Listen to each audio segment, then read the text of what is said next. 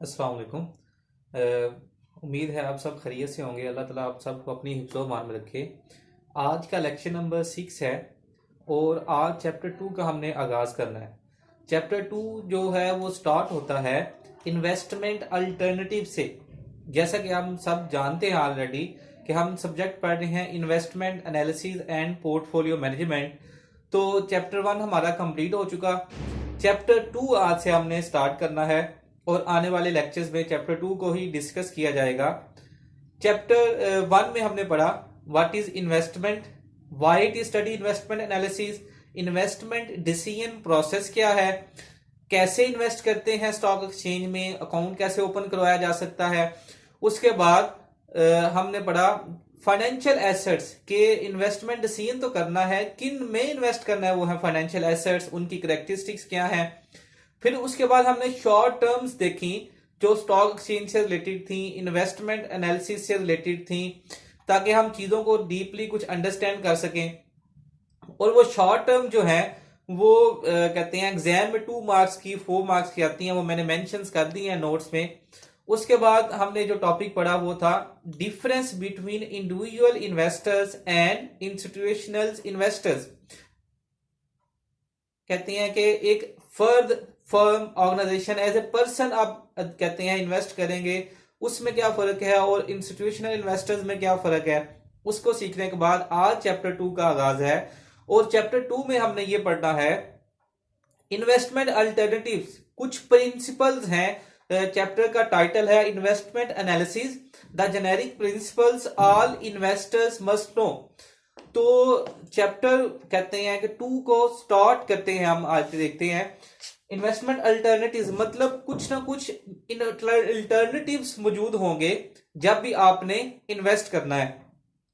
तो सबसे पहले इस जो चैप्टर है पेज 21 से स्टार्ट होता है, तो 22 पे आप देखेंगे तो 2 चीजें आपको लिखी हुई नजर आएंगी।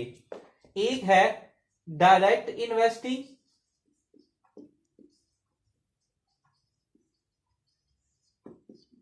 और दूसरा है इनडायरेक्ट इन्वेस्टिंग।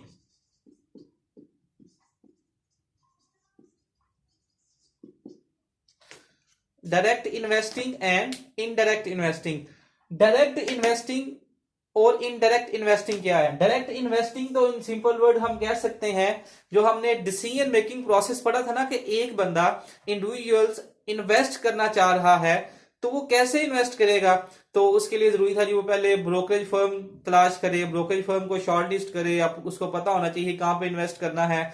अपना कहते हैं अकाउंट ओपन करवाएगा, सीडीसी अकाउंट, सीडीसी सब अकाउंट, सीडीसी इन्वेस्टर अकाउंट वो ओपन करवाएगा, तो उसके बाद वो इन्वेस्ट कर सकता है। Direct invest directly. अगर कोई बंदा इन्वेस्टर खुद जाके ब्रोकरेज फर्म में अकाउंट ओपन करवाए और इन्वेस्ट कर दे सकेंगे, डायरेक्ट इन्वेस्टिंग और डायरेक्टली इन्वेस्टमेंट। सेकंड है इनडायरेक्ट इन्वेस्टिंग। इनडायरेक्ट इन्वेस्टिंग, अब कुछ लोग कहते हैं जी स्टॉक एक्सचेंज का जो मैकेनिज्म है वो कॉम्प्लेक्स है, हमें इससे कोई फ्रॉड ना कर जाए या हमें प्रॉब्लम हो सकती है इसको समझने के लिए।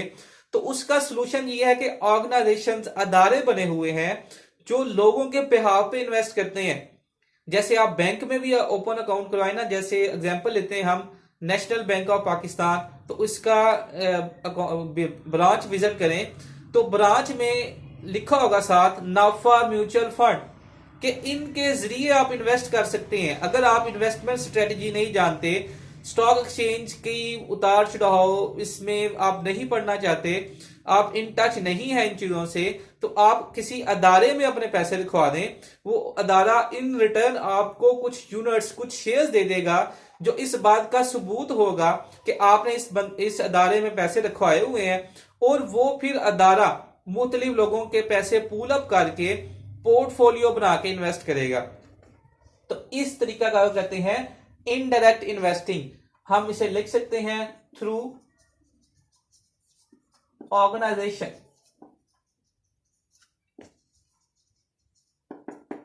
For example mutual funds, mutual funds हैं, इन्वेस्टमेंट कंपनीज हैं, उनके थ्रू इन्वेस्ट करना। अब हम कहते हैं कि इसको मजीद कैटेगराइज करेंगे, उससे पहले एक चीज याद रख लें कि पेपर पॉइंट ऑफ व्यू से क्या है। क्वेश्चन में ये एग्जाम भी आता है, define direct investing, what are the characteristics of direct investing, what are the options available that we can invest while adopting this technique, indirect investing, define indirect investing, advantages and disadvantages of indirect investing. किसी अदारे के through आप invest करना चाह रहे हैं तो आपको क्या फायदा होगा, क्या नुकसान होगा इनडायरेक्ट इन्वेस्टिंग का, इसको भी हम देखेंगे। कहते हैं डिटेल के साथ इस क्वेश्चंस को नोट्स भी प्रोवाइड कर दिए जाएंगे, क्लास डिस्कशन भी होगी, और अच्छी खबर है कि क्लासेस ओपन हो रही हैं तो हम उसमें डिटेल से डिस्कस कर सकते हैं इन चीजों को। तो डायरेक्ट इन्वेस्टिंग में अगर आप स्टॉक एक्सचेंज में जाएं तो कौन से ऑप्शंस अवेलेबल हैं, किस किस ऑप्शन में आप इन्वेस्ट कर सकते हैं। डायरेक्ट इन्वेस्टिंग के लिख रहा हूं जी। सबसे पहले money market,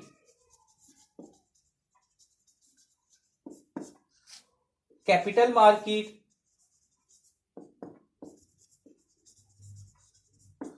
derivative market,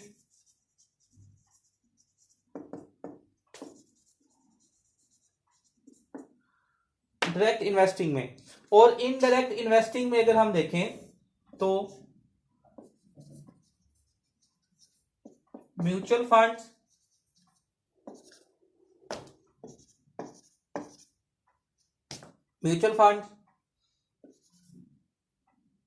investment companies,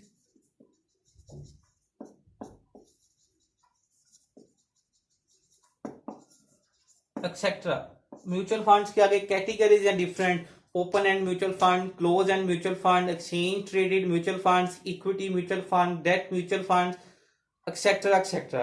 तो इन चीजों को भी हम डिटेल से देखेंगे। तो चैप्टर 2 का खुलासा ये है, करक्स ये है कि जब इन्वेस्ट करना चाह रहे हैं आप स्टॉक एक्सचेंज में तो आपके पास कौन कौन से ऑप्शंस अवेलेबल हैं। तो जो ऑप्शंस अवेलेबल है वो जी डायरेक्ट इन्वेस्टिंग तरीकाकार था। डायरेक्ट इन्वेस्टिंग की तरफ जाएंगे तो ये चीजें money market, capital market, derivative market. और उसके बाद अगर हम इधर जाते हैं जी इनडायरेक्ट इन्वेस्टिंग में तो ऑर्गेनाइजेशंस के थ्रू म्यूचुअल फंड्स आ गया, इन्वेस्टमेंट कंपनीज जिसमें आ गई, उनके थ्रू आप इन्वेस्ट कर सकते हैं। अच्छा, मनी मार्केट क्या है जी। सबसे पहले हम सबको हम कैटेगराइज करेंगे, फिर डिफाइन करेंगे, और एंड पे हम ये भी देखेंगे कि क्वेश्चन में, पेपर में, एग्जाम में ये क्वेश्चन किस तरह आ सकता है और हमने इसको किस तरह अटेम्प्ट करना है। मनी मार्केट, मनी मार्केट का जो कॉन्सेप्ट है, money market is design, money market belongs to short term financing. Money market short term financing आपको प्रोवाइड करती है, जिसका नॉर्मली जो ड्यूरेशन है लेस देन 1 ईयर्स, मंथ्स में भी होता है, डेज में भी कर सकते हैं। Money market provides short term financing, running finance भी जिसे कुछ लोग बोलते हैं। मनी मार्केट में कौन कौन से इंस्ट्रूमेंट्स होंगे जी। सबसे पहले ट्रेजरी बिल्स, ट्रेजरी बिल्स के बाद कमर्शियल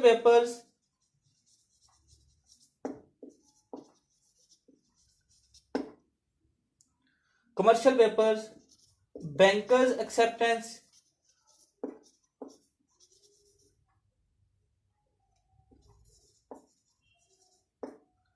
negotiable इंस्ट्रूमेंट्स,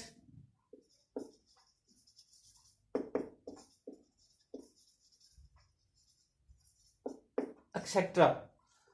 और उसके बाद अगर हम देखें और भी हैं, डिटेल से हम देख लेंगे, अभी लिख लें। कैपिटल मार्केट, कैपिटल मार्केट में अगर हम जाते हैं तो कैपिटल मार्केट में बॉन्ड्स की डिफरेंट कैटेगरीज भी हम डिस्कस करेंगे, जैसे zero coupon bonds, saving bonds, junk bonds, euro bonds, foreign bonds, fluctuating rate bonds, income bonds, subordinated bonds, वो सारे इसी कैटेगरी में आ जाते हैं। और स्टॉक्स, इसी में common stock, preferred stock, cumulative preferred stock, non cumulative preferred stock, participative preferred stock, non participative preferred stock, each detail इसमें हम डिस्कस करेंगे और उसके हवाले से नोट्स भी आपको प्रोवाइड कर देंगे। और derivative market, capital money market हमने कहा था शॉर्ट टर्म फाइनेंसिंग में डील करेगी, capital market long term financing में डील करती है, जिसे नॉन मार्केटेबल सिक्योरिटीज भी कह सकते हैं।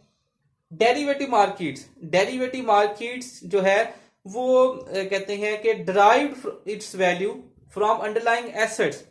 तो ये हेजिंग प्रोसेस में नुकसान से बचने के लिए हेज प्रोसेस में जब जाते हैं तो डेरिवेटिव मार्केट्स की सिक्योरिटीज को आप यूज करते हैं फ्यूचर की ट्रांजैक्शंस के लिए।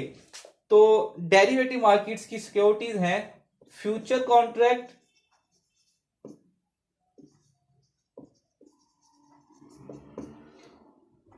ऑप्शन में पुट ऑप्शन, कॉल ऑप्शन सभी कुछ आ जाते हैं जी।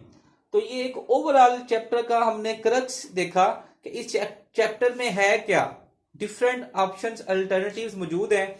तो ये इन्वेस्टर्स को पता होना चाहिए कि हर इन्वेस्टमेंट की कैरेक्टरिस्टिक्स क्या है, इसमें कैसे इन्वेस्ट कर सकते हैं, रिटर्न क्या होगा, मैकेनिज्म क्या होगा, इसको प्रोडिक्ट करना है तो कैसे कर सकते हैं, पोर्टफोलियो इनमें से सारी सिक्योरिटीज में से बनाना है तो कैसे बना सकते हैं। तो पोर्टफोलियो तो उसी वक्त बनाएंगे ना जब इन्हीं सब मार्केट्स का, इन ईच सिक्योरिटी का, उसकी करेक्टरिस्टिक्स का हमें पता होगा। तो अपने इंटरेस्ट के मुताबिक रिस्क सीकर हैं, रिस्क अवर्स हैं, रिस्क न्यूट्रल हैं, क्या आपका इन्वेस्टमेंट ऑब्जेक्टिव है, उसके अकॉर्डिंग आप इन्वेस्टमेंट कर सकेंगे इनको पोर्टफोलियो बना के।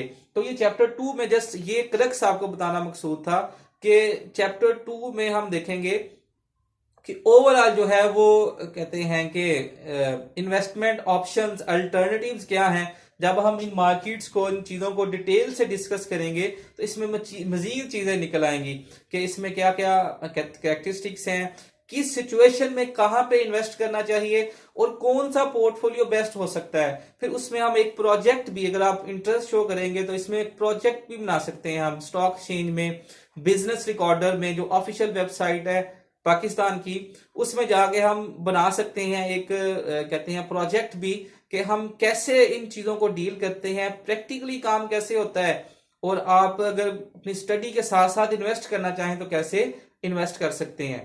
तो नेक्स्ट मंडे से क्लासेस स्टार्ट है, फिजिकल क्लासेस, तो उसमें मजीद चीजों को एक्सप्लोर करेंगे। और आप अगर कुछ करना चाहें तो चैप्टर 2 को रीड आउट करें और अभी तक जो पढ़ा है उसको रिवाइज करें। तो इंशाल्लाह कोई क्वेश्चन हो आपका तो वो आप इसमें कमेंट सेक्शन में पूछ सकते हैं। तो नेक्स्ट मंडे को इंशाल्लाह फेस टू फेस हम देखेंगे चीज़ों को और इसको मजीद एक्सप्लोर करेंगे। अपना बहुत